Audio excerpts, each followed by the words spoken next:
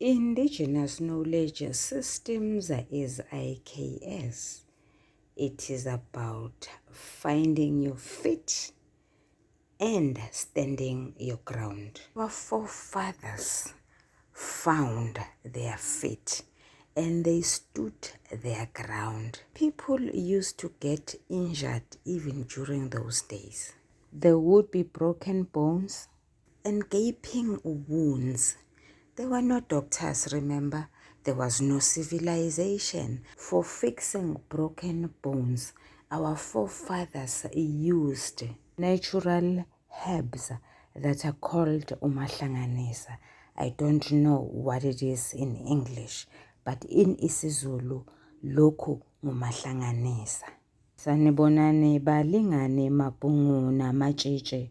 Igama lami nguSpooky N isiZulu. Mhlanje senza umbhalo obuciko obizwa ngokuthiwa Zidlana Imilala ohlelwe ngu-AM Maphumulo. Siyaqhubeka nenkondlo osihloko sayo sithi ENcome. Ukuphindela emuva nje kancane. Ake sichaze sicubungule umugqa wesithupha obufundeka ngalolu hlobo. Ohe goba msenge. Sithena amagama athi wo aqamisa indumalo. Amagama athi he aqamisa ukufisa okuthile noma ukulangazelela okuthile. Amagama athi goba msenge aqamisa ukuthi ukhona ukuphelelwa amandla noma ukuphelelwa isikhathi. Ungani imbongi idumele? Idumele ngoba eNcome ilapho kwachitheka khona igazi. Ilapho kwasala khona enkundleni izindimbane zamaqhawe nezingwazi zakwaZulu. Yingakho nje imbongi isebenzisa uphawu lokuloba olungumbabazi ngoba iyamemeza, iyakhala, izwa ubuhlungu ngaphakathi. Noma singeke isaqinisekisa ukuthi yikuphi lokhu imbongi ebikade ikufisa. Kodwa-ke mhlambe singacabangela sithi ifisa isikhathi esingaphambili, isikhathi esedlulile, isikhathi lapho uZulu bekade ehlonishwa khona, isikhathi lapho bekuthi mangabe inkosi siwubekile umyalelo, kungebe kwabakhona nomuntu oyedwa nje ongaweqa.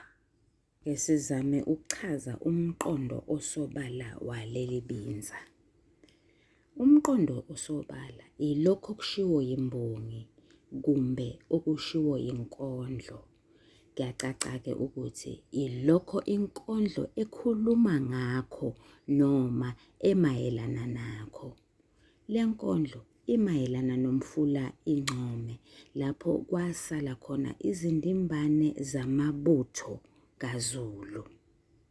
Ibinza lokuqala. Emfuleni iNcome ilapho kwathunwa khona izigidigidi zamabutho akwaZulu ayenekhono lokulwa futhi enesibindi esimangazayo. uZulu watholana phansi phezulu, abanjwana ngezihluthu namaqadasi. Kwazise amaqadasi aphatheka ngesandla sokunxele. Ngakho-ke kulempi amaqadasi ayezama ukuziphindiselela kuZulu, kanti noZulu kulempi wayezama ukubuyisa isithunzi senkosi esasibonakala ngathi sesidicilelwe phansi ngenxa yezigameko eziningana ezazikhombisa ukuthi uZulu okuyinkosi uDingane akasahlonishwa. Lokhu kwenzeka kwezinto kubeka imbongi esimeni esibucayi. Imbongi iyafisa, imbongi idumele. Mhlawumbe imbongi ifisa ukubona uZulu ephinde ehlonishwa, uZulu ekulesa simo ayekuso phambilini. Binza lesibili, umugqa wesikhombisa.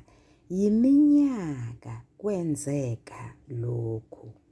Imbongi ikhethe igama elithi yiminyaka, kwazise linesakhi esingu-yi, sigqamisa ukwehliswa kwezwi uma ngabe kufundwa. Kwazise lesi sakhi siyisibanjalo, ukugqamisa iqiniso elimsulwa. Siphinde sithole umi kuleli gama elithi yiminyaka, ukugqamisa ubuningi.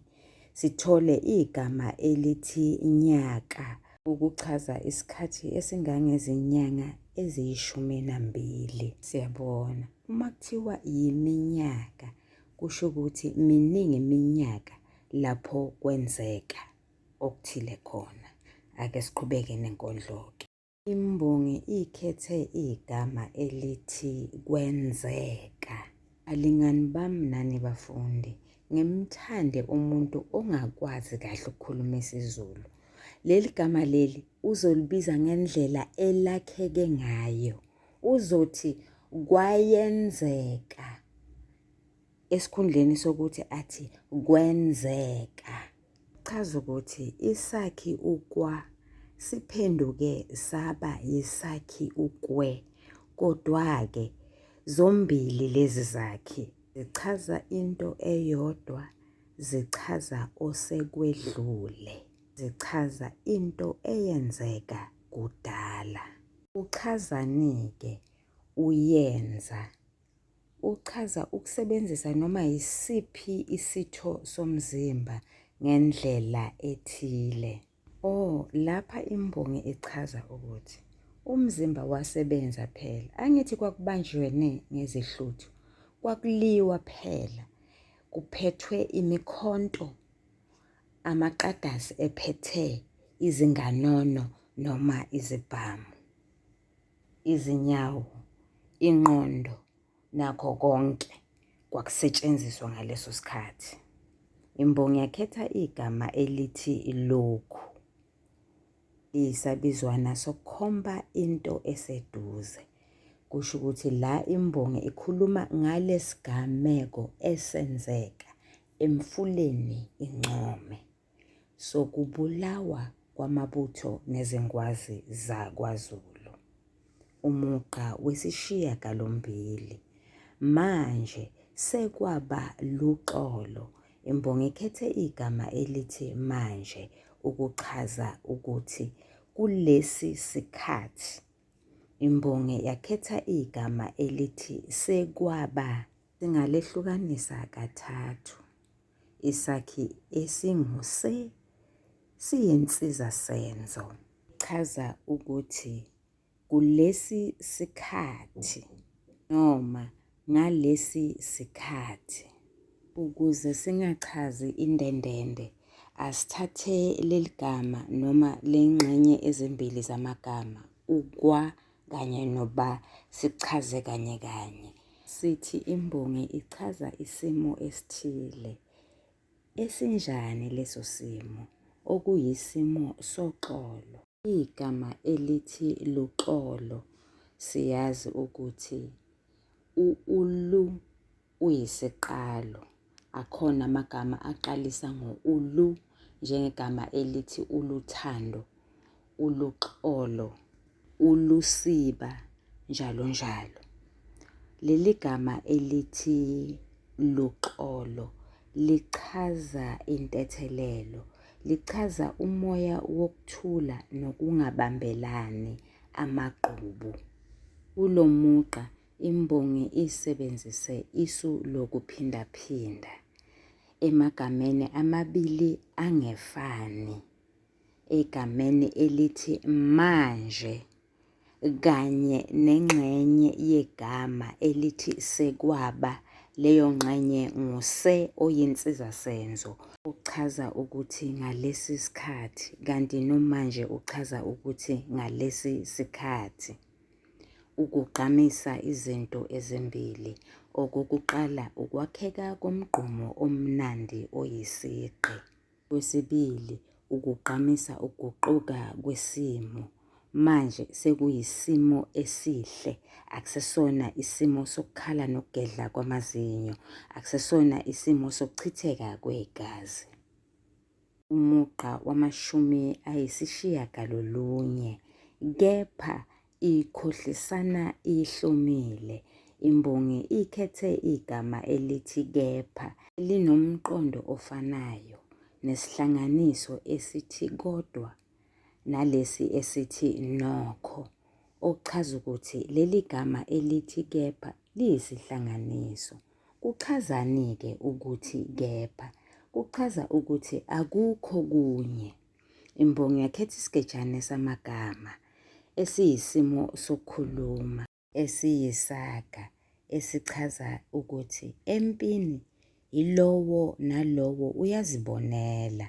Amabutho angathembisana ukuthi ayofela ndawonye, kodwa liphenduke elinye lawo libaleke. Nakala ukuthi nanoma abantu bebevumelene, kodwa omunye wabo angagwiqika. Mugqa we-10, uShenge sewamxhawula uDe Klerk.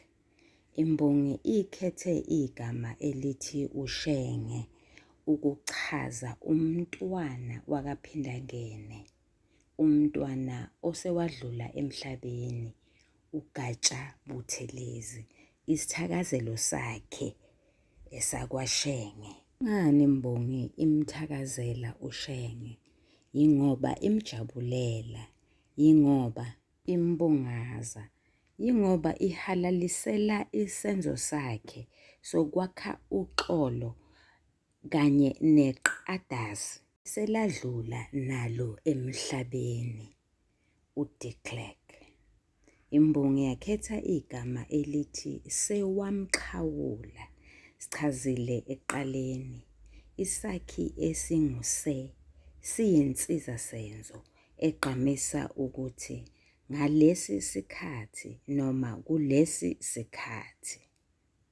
Uwa naye uyisakhi esigqamisa into eyenzeke mandulo noma eyenzeke esikhathini esedlule. Ukwenzenjani-ke ukuxhawula? Ukuxhawula kubamba umuntu ngesandla, ukubuyisana, ukwakha uxolo ngokwale nkondlo. Imbongi ikhethe igama elithi uDe Klerk ukugqamisa iqadasi elaba nesibindi ekupheliseni ubandlululo. Mugqa we-11, noMandela wamxhawula uDe Klerk.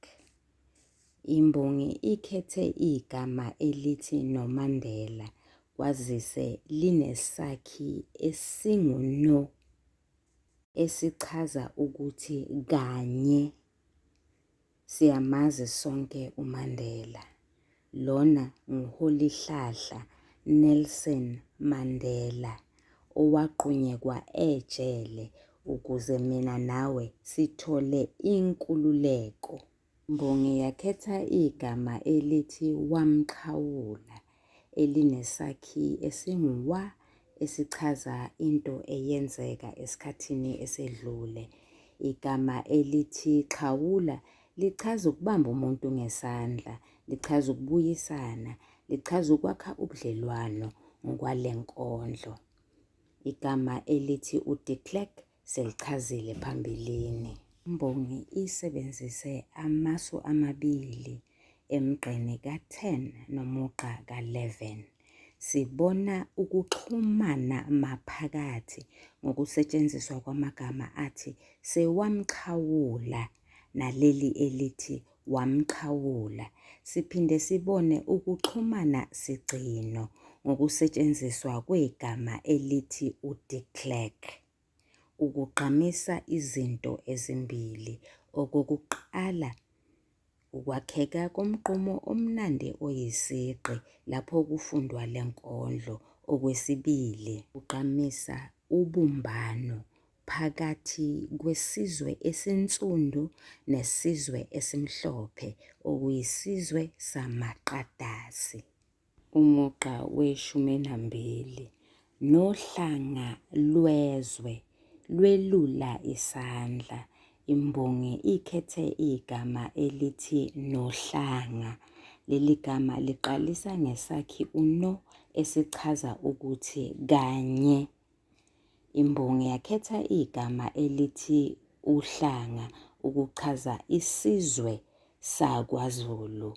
Imbongi yakhetha igama elithi lwezwe esingalehlukanisa kabili. Sithola isakhi esingulwe esichaza ukuthi into ingekabani ngoba isakhi songumnini. Sithole isiqu esinguzwe esichaza ingabadi, esichaza indawo la kuhlala khona abantu, esichaza umhlaba.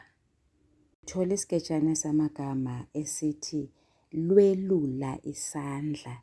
Ukwelula isandla isimo sokukhuluma ngokwale nkondlo esichaza ukwakha uxolo. Kule migqa emibili kusukela emgqeni ka-11 kuye emgqeni ka-10 sithola imvumelwano siqalo enguno ukugqamisa izinto ezimbili.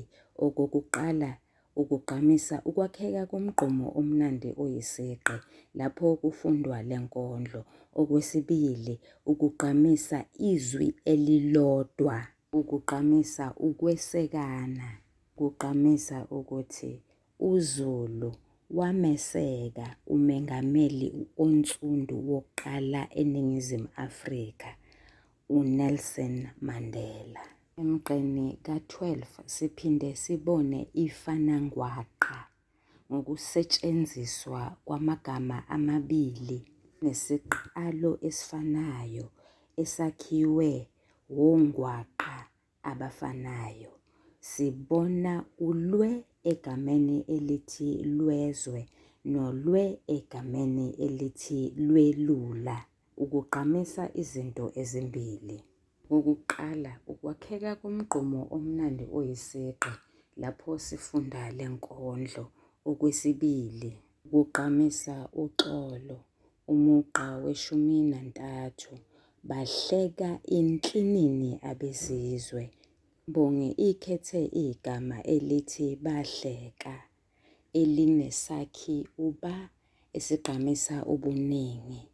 Ake siboneke amagama athi ukuhleka inhlinini ayisimo sokukhuluma siyisisho esichaza ukwenza sengathi kunozwano nokuthula kanti kunobutha nokubambelana iqhubu. Imbongi yakhetha igama elithi abezizwe uchaza abelungu. Kusukela emgqeni ka-12 kuye emgqeni ka-13 sibona ukuxhumana okutshekile. Emagameni amabili alandelayo, igama elithi lwezwe negama elithi abezizwe, ukugqamisa izinto ezimbili. Okokuqala, ukwakheka komgqumo omnandi oyisigqi lapho kufundwa le nkondlo. Okwesibili, ukungabambisani, ukuphikisana phakathi kwesizwe esinsundu nesizwe esimhlophe. Ake siboneke, ngabe umqondo osobala waleli binza uhamba kanjani? Imbongi yethula iqiniso elimsulwa ngokusebenzisa izwi eliphansi. Isitshela ukuthi lokhu kwenzeka esikhathini sasemandulo, esikhathini sakudala, ukuba umfula inxume igobhoze igazi. Siyaqhathanisa-ke imbongi, iqhathanisa okwenzeka phambilini nalokho kwenzeka kulesikhathi esiphila kuso mina nawe.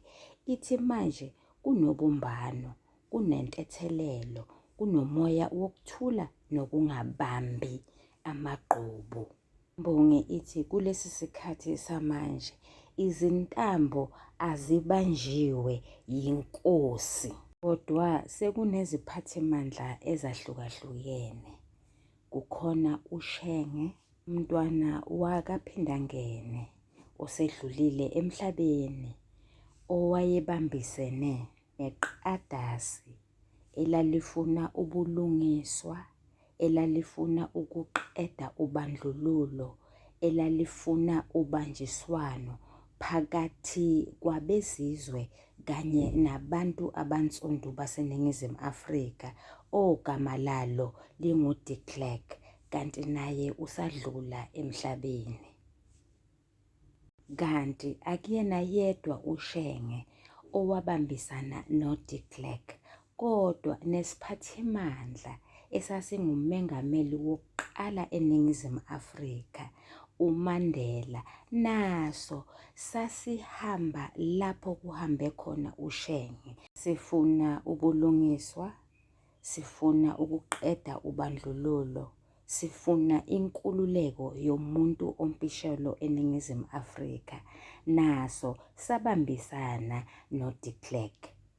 Kungebona bobabili oShenge noMandela kanye nesizwe sakwaZulu sonkana safuna ukuthi kube noxolo.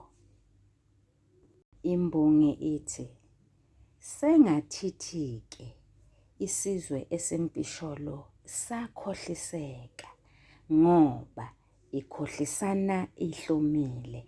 Ungacabanga ukuthi niyavumelana kanti anivumelani ngoba abelungu bahleka enhlinini. Chaza ukuthi abekho lapho umuntu onsundu ekhona, abekho kulento yokuthi makubanjiswane, masibe munye, kube nobumbano phakathi kwesizwe esinsundu nesimhlophe. Lingani bami nani bafundi, okwanamhlanje sizogcina lapha. Niyathandwa, nisale kahle.